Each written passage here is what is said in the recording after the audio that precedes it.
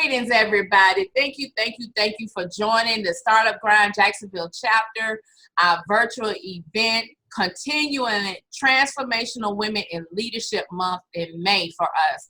And this is something that I wanted to do because during this pandemic, a lot of us have been trying to think of innovative ways how to be creative, how to be sustainable, how to make sure that we can maintain not what we had, but embark into something new. So in this time, we know that customers have shifted. Our faith just has been stretched to capacity, like what we gonna do, what's gonna happen next. Business is not being conducted as usual anymore. So we got to find a strategic shift, a strategic way to find where our customers are now. So I have an amazing colleague of mine in the Startup Grind family along with me. She's in the state of Florida, but she's in Palm Beach, Florida, which is further south. And we started connecting. I was going through the directory and I was looking, trying to plan us a state event together. And when I started delving into each of the chapters, what they did outside of Startup Grind, I say, she does mobile app technology marketing. I'm like, what? I'm like, we need to know about this during this season. So I am so honored and pleased that she accepted my invitation to be our Transformational Women in Leadership for mobile app technology marketing. She's the marketing director of Silverlogic in Palm Beach, Florida. But I don't know, she might have some surprises for us tonight. So you all got to be ready and be in the room for this amazing opportunity. I virtually introduce to some and present to others, no other than Alice Figuerola, the chapter director of Palm Beach, Florida for Startup Grind and the marketing director of Silverlogic. Thank you, Alice, so much for joining us tonight. Thank you, Theresa, for welcoming me. Such an amazing welcome and inviting me. I'm excited to be here and tackle all your questions. Listen at you. But before we do that, we need to answer a question first. Who is Alice? Besides the marketing director, the chapter director of Palm Beach County, who is Alice? Well, as you said, I work for the Silverlogic. It's a software development company. I am, a bit of a background about myself. I was born in Venezuela, raised in Peru, and I moved to the US 5 years ago. I love it over here. Florida is an amazing state to live in. And I'm just excited to continue my journey in this great America. Awesome. So how did you get introduced to Startup Grind? I'm just curious. So it's a funny story. I was in another event in Fort Lauderdale, which is just an hour down South Florida from where I'm located. And the past chapter director for the Miami chapter talked to me, and he was like, hey, you know the community, you're very, very well involved. So why don't you explore Startup Grind? Now I was like, what is Startup Grind? So he just gave me information of who to reach out. I did some research and decided to, why not start or reactivate the chapter of Startup Grind Palm Beach, because it used to exist and then it was just left alone for a couple of years. So I just decided to get it started again. Wow, your story sounds like mine with Jacksonville. Someone introduced, and mentioned it to me because they saw, again, how I was engaged with the community, especially with startups and entrepreneurs, and working with the Chamber of Commerce, the Small Business Development Center at University of North Florida in Jacksonville, several other entrepreneur groups. And they proposed the idea to me. I had to apply a couple of times. And then I didn't know, like you, they had a chapter. And all of a sudden, it just went dormant. Couldn't find, I said, well, what type of events did they do? And I didn't see very much, but I said, okay, I had to rebuild the chapter. And in that rebuilding, I kind of feel like with our experience on how we had to rebuild the chapters for Startup Grind, we're in that process and that phase right now with this pandemic. It's not rebuilding a chapter. We're trying to rebuild our entire life, how we work, how we live, and how we play. So I feel that I guess all the Startup Grind chapter directors are experts at that, especially with us having to relaunch a chapter. So in doing so, Alice, and in your industry, in your field, from your community in Palm Beach in your chapter, and with Silverlogic with the clients you work with, how are you helping them, or what problems are you hearing them saying about marketing, different strategies? Because we can't do what we used to do. Definitely. Like right now we are in a very hard time. We're just my own company, we're even trying, how can we reach out to people? We used to just go out to events. That was our main lead generation, and just talking to humans, because that's what gets you to sell, the human connection. Now you don't have that. So how do you reach out to them? There's, of course, the idea of SEO, SEM, but not many have thought about just the app development structure and how it can give you or increase your sales and give you an extra step of access to your customers. Because app development is not only for internal tools that you need to manage your company, but it's also for gaining access, generate additional sales, reduce marketing costs, because you can have, it's cheaper to do push messages on your phone. So it has a lot of benefits. So that's with that, what you just said, Alice, not to cut you off, knowing the time that we're in, and a lot of small business owners, they're applying for specific amounts for PPP or for the emergency loans or for the grants, and some people are probably using some stimulus money. Some of them getting what they ask, some of them are not. So what type of budget will a business owner or startup would need for them to even pursue an app development marketing strategy plan with you and Silverlogic? So it all depends on it's an investment. So okay. All depends on how much are you willing to put into a table to make it happen. You can choose an offshore team that is probably going to be cheaper. The only issue with that is going to take you longer. If you choose a local team, it's going to be less time to develop it. And right now, you don't want to waste too much time developing something outsourced, because time is the only thing you don't have. Right. Every day, you don't have the time to get a lead because you're in your house. You're taking care of your health, your employees' health. Everyone is just being more careful into just distancing themselves. And an app can cost, it all depends on how many features you want. That's how we work in our company. It's what are your goals? What is your MVP, minimal valuable product? And depending on what's the minimum that you need to launch the app that is going to help you manage your audience or reach your audience, is what is going to cost. So we have had developed applications that cost $15,000 to $200,000. So wow. App development is not only a toy, like a game that you say, oh, I'm going to give my kid the phone with an app. That's an app. But an app can actually do a lot for a company. Those are the ones that range on the upper high. There's like the $200,000 that costs. But that's a different level for usually like startups or someone that starts. It all depends on what they're looking for and their understanding of what they're going to get out of it. So with the MVP, the minimum viable product that you mentioned, what if a startup just want an app to like either introduce products or services they have revamped through push notifications only, not nothing with all the bells and whistles? Is there a type of automated push notification through mobile app marketing that a startup can, the basics that they can get started with and then gradually grow? Yeah, there are several off-the-shelf applications that are SMS automated. So you don't need to build an app to get those SMS pushed out to the audience.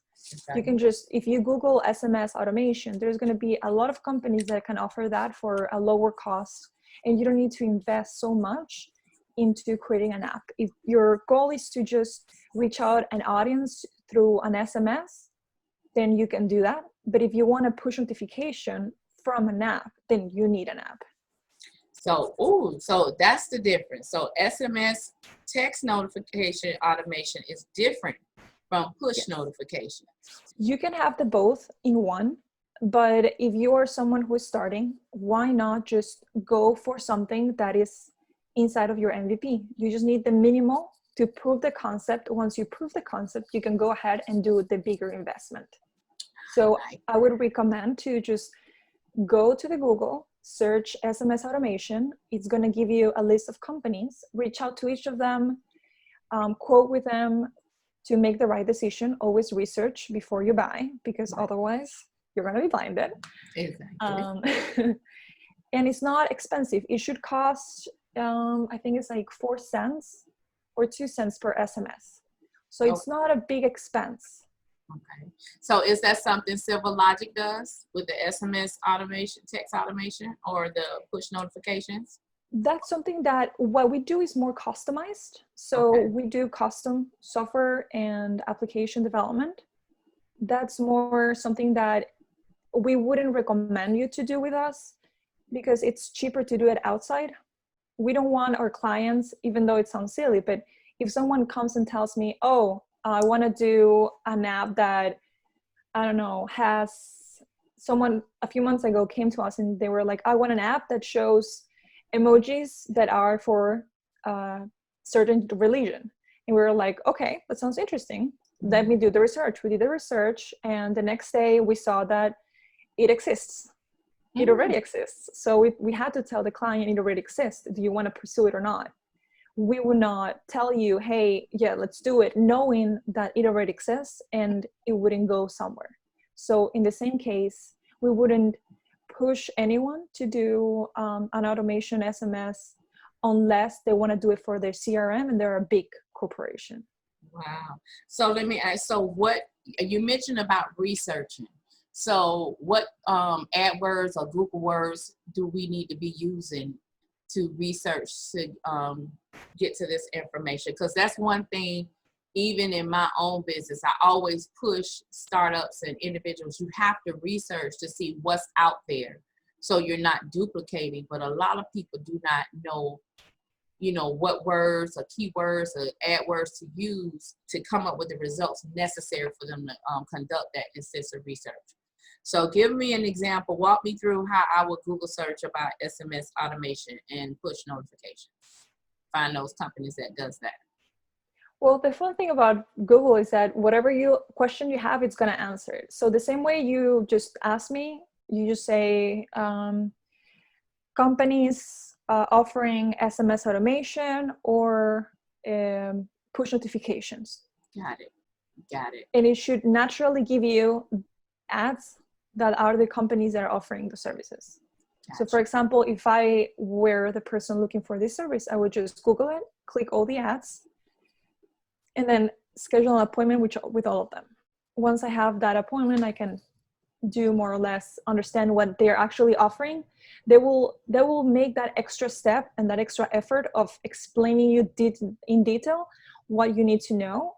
So that's like a free class they're giving you on what they're offering and what is SMS automation.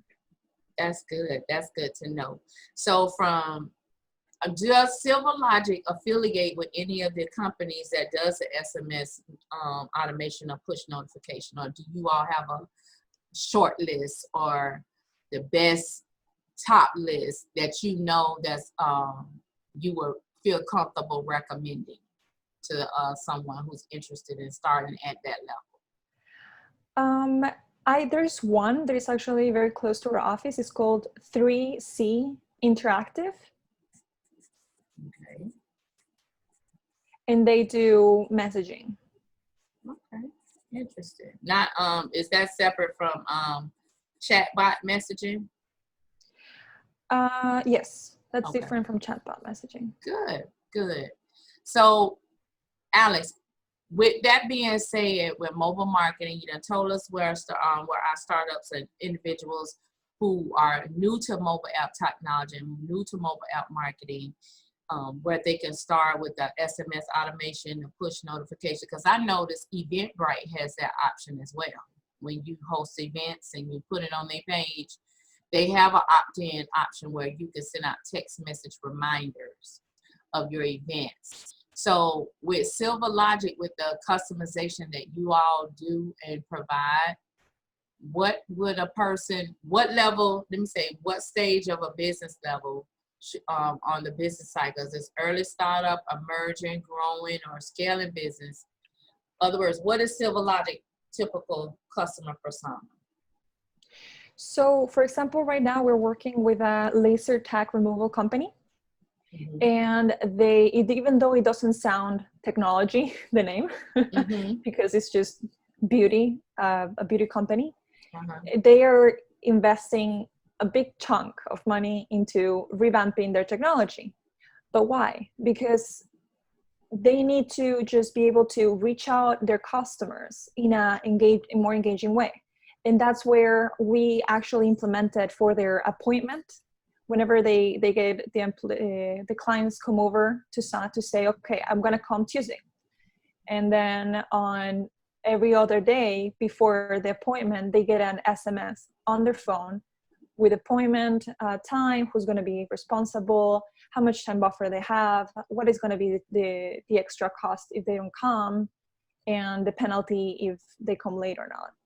So all of those information, it's customized.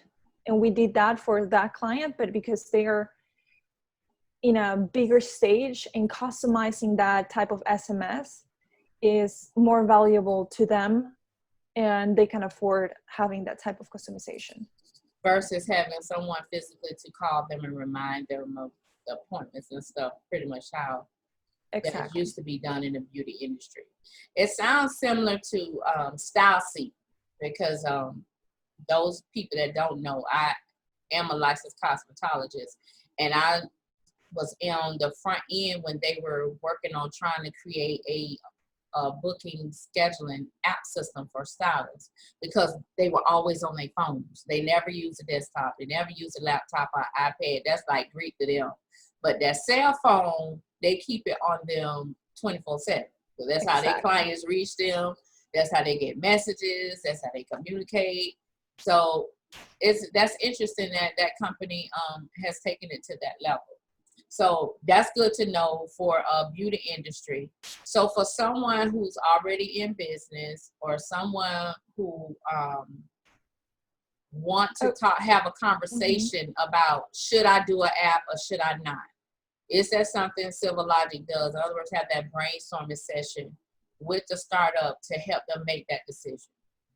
Yes, we work with startup and like from startups to enterprises. We like to work with all kinds of levels of businesses, because every single one of them has different levels of engagement. When we work with startups, it's a very one-to-one engagement all the time, getting together, because we don't commit on just developing an app or a piece of software for them and say, bye, good luck with it.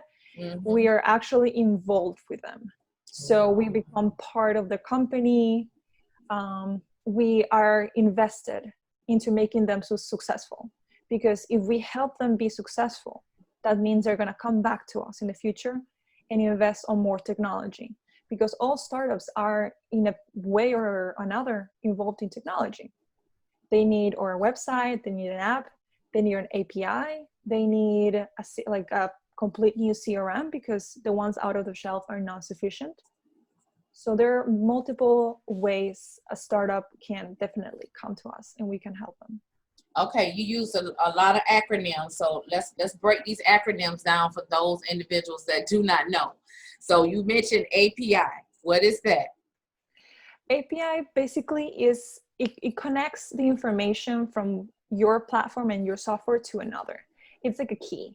So if your payment processing needs to have an API that connects to, let's say, PayPal. Okay. That's the connector that puts your platform or your checkout provider and PayPal to be all together.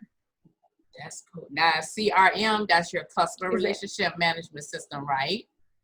the Got CRM? it. Yes, exactly. Got it. Awesome. Yes. So I'm thinking of what you said, because like I have a independent appointment booking site, and I noticed I had this big long API alphanumeric letter, looked like it was twice as long as the alphabet.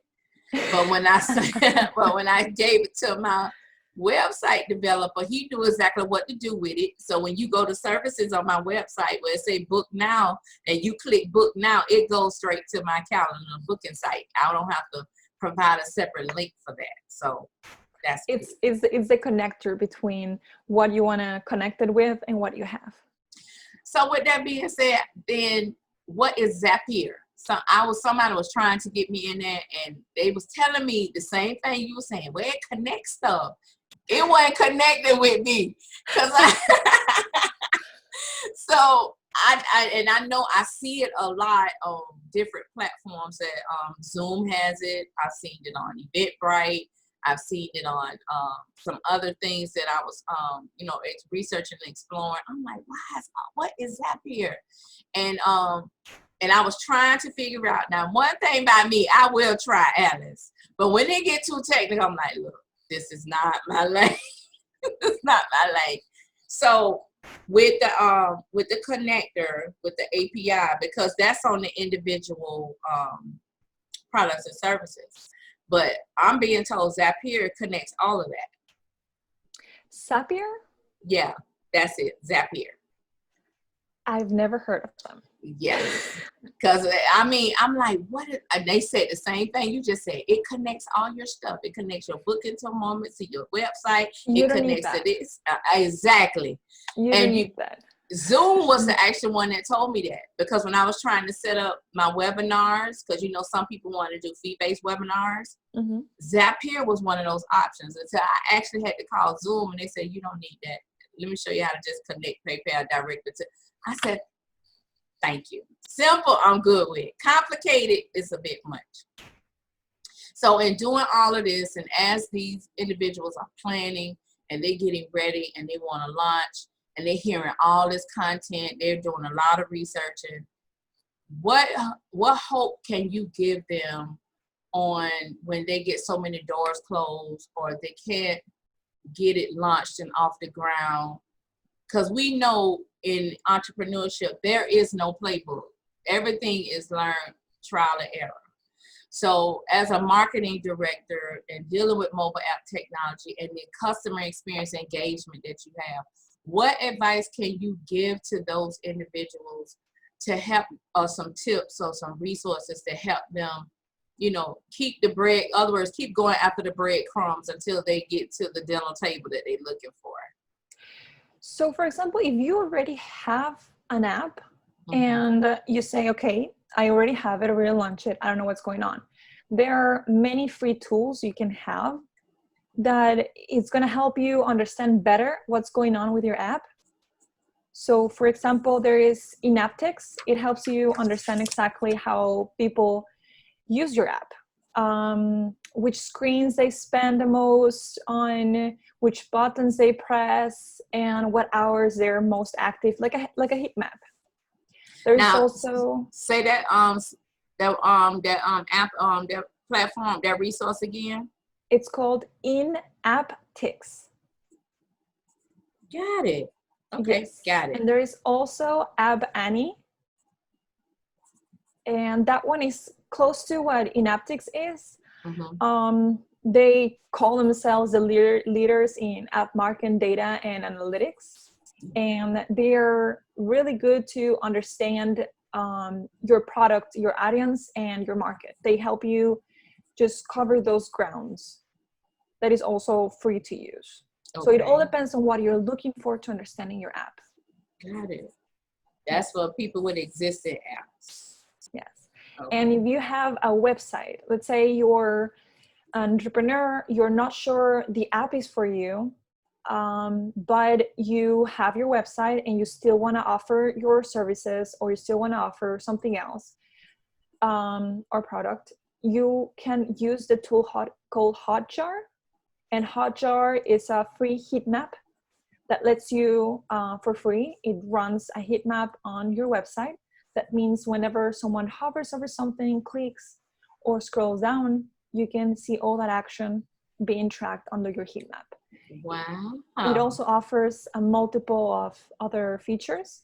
So feel free to just jump into it and gain all that knowledge that is basically for free. But another thing that I was remembering is that if you have an app, you can also show ads. That's another revenue whenever you create an app. You already have it. Why not run ads and get some money out of it? For that, I would suggest just talk to your developer, and he's going to be able to connect you with probably like Google does that. Google runs ads on your app if you offer it the option. So just it's a bit of research on how to do all the connections.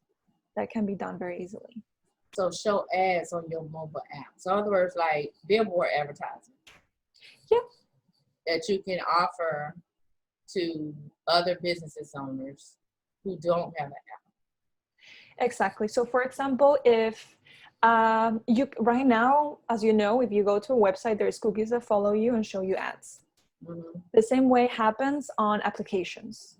And you can also target applications. So for example, you have an app that is for kids. Let's say it's a game for kids from the age of 2 to 5. And then someone says, okay, I have another app for kids that I want to publicize, so parents download it. I'm going to do ads on this other app that is also for kids, because I already have the audience in there. I already have the parents going in there and playing the games with the kids. Mm-hmm. So why not run an ad of my app that is similar to this app on the same platform? That's interesting. That is so interesting. So how would a startup pitch to a company to run ads on their advertising? It's already in Google. If you select what you're looking for, it will share it for you. If you're the owner of the app, Google allows for you to run ads inside of it. If you want to run ads inside of an app, Google allows it too. Okay, so that's similar if you're going to run a promotion like on Facebook or Instagram if you hosted an event. Exactly. You can target the same way that you can target by companies. Mm-hmm. You can also target by apps. Awesome. So what about advertising on like the OTP network, like Roku, Amazon Fire Stick, those digital platforms that a lot of people are moving towards, and they're cutting the cable cord? Okay. Like the middleman, you mean? Yes. Like Amazon kills the middleman. It's just from I know. My husband's mom used to be one of those middlemen, and then Amazon took over and die. Right. So I know I'm seeing a few people, they're exploring Roku, Amazon Fire Stick, either to advertise. I'm researching stuff on Twitch. I heard about advertising on TikTok. I'm like, are you serious? So it all depends on your audience. Yeah. If you're looking to target the millennials, mm-hmm. or I don't know what's the next generation named, but I think it's Generation Z. Okay, if you want to target the Z, then go for TikTok, definitely. Okay. But you need to make sure that what you're offering is for that audience. If you are targeting someone in their 40s, don't go to Instagram and don't go to TikTok. Definitely, you're not going to get a single sale in there unless it's clothing or flowers or something targeted to that age specifically, or the reason of people going into those apps. If you're selling something fun, mm-hmm. Of course, go to TikTok. If you're selling books, don't go to TikTok. That, you know what, that's good to know. So how would is there a specific site that entrepreneurs or startups can go to find out, which are the best platforms to advertise certain products and service based on the generational phases, like your baby boomers, your Gen X's, your Gen I don't Zs? think there is a specific one, but it's more or less a bit a mix of general knowledge Okay. and what your audience is, and knowing the platforms and just research, Mm-hmm. because you know that certain age more mature people are on LinkedIn, Mm-hmm. parents are more on Facebook, and the millennials are on Instagram, and the Z generation are on TikTok. So it's basically, I know this because I've been exploring and I see all these platforms, and I spend all my time in these platforms just Mm-hmm. promoting the different startups that we have, and the companies itself. So Awesome. it's just go into it, spend time, have a feeling of what the platform is offering and who is in there, and then go for it and share it. Because everyone is going to tell you, oh, yes, Facebook is for millennials, when it depends on what type of millennials are looking for. That's true. Because not like I'm not, I have my Facebook profile, I haven't touched it in years. So if you're targeting me, I'm going to say good luck. But I'm on Instagram 24/7. Wow. That's cool. That's good to know. Wow, that is amazing. I've heard of hot job before, but I never knew what it meant. But that truly helps. And also, hot job can possibly help a startup if those visitors are not visiting certain services on their page. It might be something they may either need to revamp or relaunch for a different interest after they do their research first. Exactly. Always do research first, have a feeling, and then do the investment.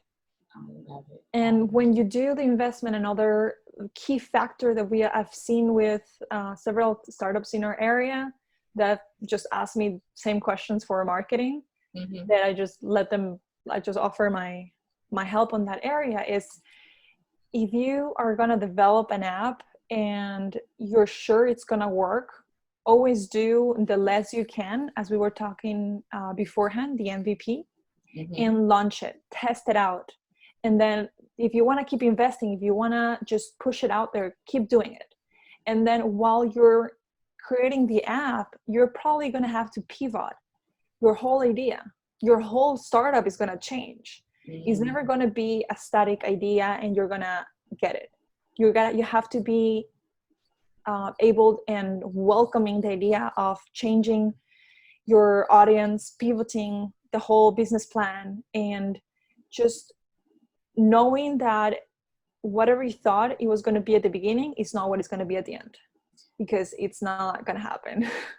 I I'm can tell so you for sure. yes, I'm so glad you said that, because a lot of business owners, they think, okay, this is the ideal I want, this is the way I know it's supposed to go, this is how I want to do it. And then when they run into a monkey wrench, they don't want to pivot. They want to still keep doing that's going down that same path, but you're gonna constantly keep running the wall. So I'm so glad you said that. And a lot of them are leery about testing their ideal a product because they thinking people are gonna steal it. But Exactly. Everyone is like, no, I cannot launch it. It's not ready. No, I can't. Next month, I need to do this. I need to do that. It doesn't matter. Just get it out there and test it out. Everyone has the same idea. Like, mm-hmm, look, Uber, and then you have Lyft. They yeah, came out at the same time. Both of them are successful. Some like one, some like the other a bit more. But it's the same idea no matter where you are in the world. It doesn't matter if you had the idea. It's all about taking the action and making it happen first, and welcoming change. I love that. That is taking action, making it happen, and welcoming change. Those are three mantras that all of us need to live by every day, especially during this time. But I just really enjoy just learning the resources, the apps, the key terms, because I hear it used a lot. But for me, I need to have an analogy so I can connect. I'm like, oh, okay, that's what that means. So if I'm asked the question, at least I can give them a good analogy to say, well, do you know how so-and-so does this? So last but not least, are you thinking about creating an app for your chapter in Palm Beach? I'm just curious. I don't think that's the way to get it. Like not to get, but to get more people to join the channel, because everyone is more like app development. Startup Grind has so many things to offer. Yes, It already they do. has the app to register everyone. It already has the platform. It has invested so many bunches of money, like chunks. Yes. So I don't think I could ever compete with them. I guess not, because I noticed they have a new partner called Freshworks, and they're partnering up with a lot of chapters. Because I spoke with the young man, and I think it's really cool. I love the membership opportunity that's given startups, to access monthly with investors, with mentors, to really get the help that goes a little bit further than what the Small Business Development Center does, what the Chamber of Commerce does, because I just see those platforms are just information driven, pushing content through. For me, with Startup Grind, is you get in this information, but then they're forcing you, like your word, pivot. They're forcing you to do that minimum viable product. They're forcing you to test it, and they're constantly innovating. So in your Startup Grind community and what you do with Silverlogic, how does the two marry each other? Do they work? Or do they differ? I would say one goes with the other very nicely. The synergy is very good, because I see that our community in the Boca Raton area and the Palm Beach is good, but the entrepreneurial community lacks some help. We're very thankful that we have like Tech Runway and Palm Beach Tech over to just help the community revamp, but we don't have that type of meetings and mentors that people can go to and be like, hey, I'm a startup. I have a speaker that's going to have a talk about SEO for startups. Let me go and talk to him and ask him for advice. There is not that option to be able to talk to other entrepreneurs. It's a lot of entrepreneurs that I've talked to have told me it's a very lonely journey, because you don't know with who you should talk to whenever there is a problem. When everything is good, you can talk to everyone. But when things get tough, you don't know if you should talk to your investors because you don't want to scare them off. You don't want to talk to your family because you don't want them to feel like you're a failure. You don't want to talk to your friends because you want them to push you up and help you to be like, you can do this. Yes, you're an amazing entrepreneur. You're doing all well. But you need to have a community of entrepreneurs who are able and welcoming the idea of just opening themselves and their experiences. And I think Startup Grind is what is making this happen. And it's what is going to thrive our community of entrepreneurs to actually become more a tech hub than what we are right now. That's amazing. I like your perspective on that, because the ecosystem in my community in Jacksonville, they're very conservative, a lot of silos, a lot of different groups, different interests, different generational levels, like crazy. It's like I call it a bowl of salad. I mean, it's just mixed all in, and everyone has their own language. But my mainly demographic following for the chapter have been women. Last year I did the analytics. It was 78% women, 22% men. So that made me flip with my team. Okay, I need to reduce the number of women on my team and add more men on my team to kind of have a balance between the two.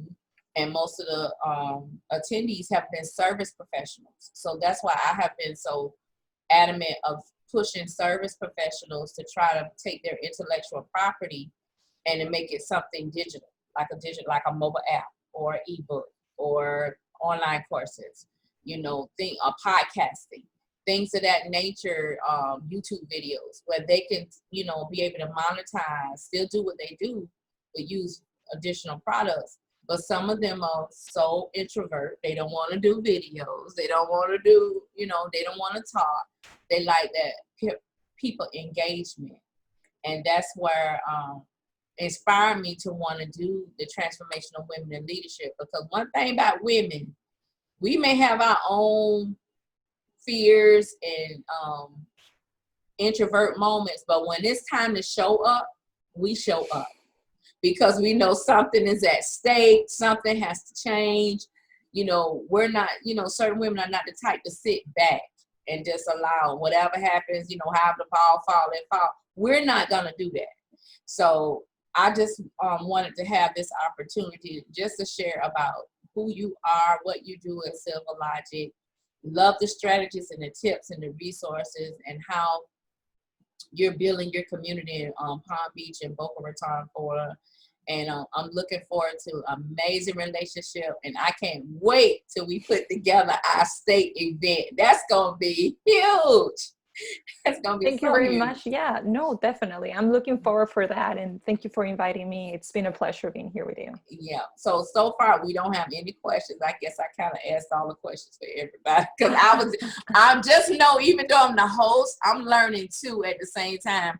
And that's a lot of times people, when they're facilitating events, they don't know how to take the hat down from being the host and be kind of like an attendee. So you can get that knowledge.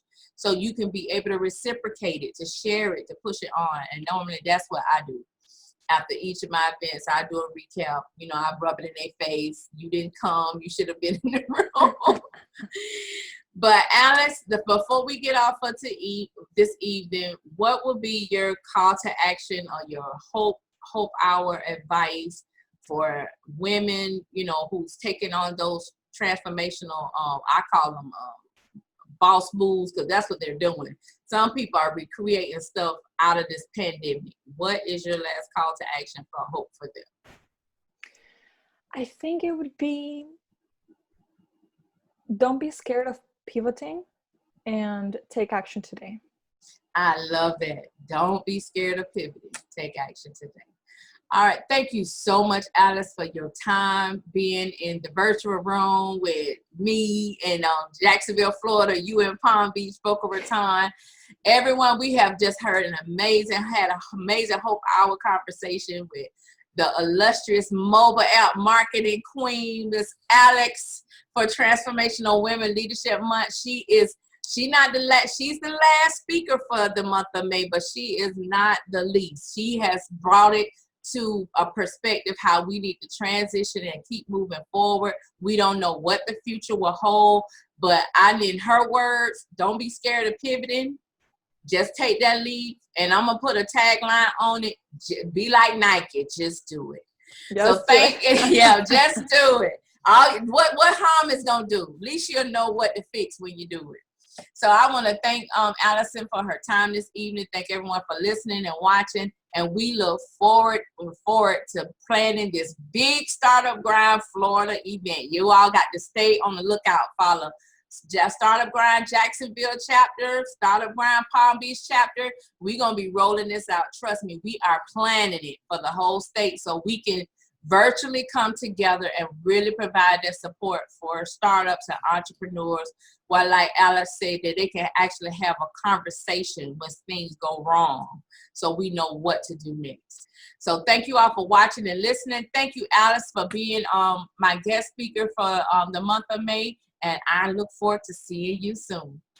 Thank you, and the same. See you soon. Awesome. Thank you. Everyone have a great evening.